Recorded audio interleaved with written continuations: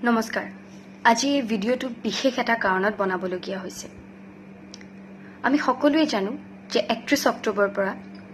আমাৰ সকলোৰে মৰমৰ জুবিন দাৰ সপোনৰ ছবি ৰৈ ৰৈ বিনালে মুক্তি লাভ কৰিছে ৰৈ ৰৈ বিনালে দাদাৰ বাবে কেৱল এখন সিনেমাই নাছিল আবেগ আৰু বহুত মৰমৰ ছবি এখন আছিল ৰৈ ৰৈ বিনালে আজি মোৰ কিছুমান প্লেটফৰ্মছত ইউটিউব আৰু কিছুমান সোশ্যাল মিডিয়া প্লেটফৰ্মছত মই দেখিছোঁ আৰু বহুতে দেখিছে যে দাদাৰ ছবিখনৰ সৰু সৰু ক্লিপছ কিছুমান ইভেন কিছুমান ইউটিউব চেনেলত গোটেই সিনেমাখন আপলোড কৰি দিছে সো সেই ব্যক্তিসকললৈ মোৰ এটাই প্ৰশ্ন যে আপোনালোকে এই কামটো কেনেকৈ কৰিব পাৰিলে আপোনালোকৰ মনত সেই প্ৰশ্নটো নাহিলনে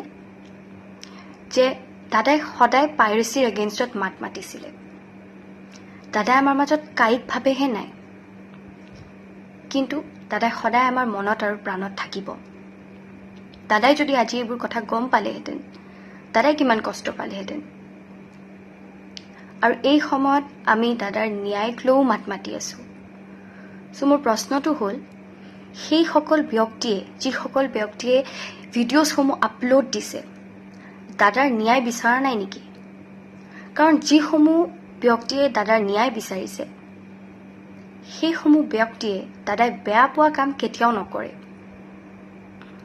সো ইটছ মাই ৰিকুৱেষ্ট অনুগ্ৰহ কৰি আপোনালোকে এই ভিডিঅ'ছসমূহ আপলোড নিদিব প্লিজ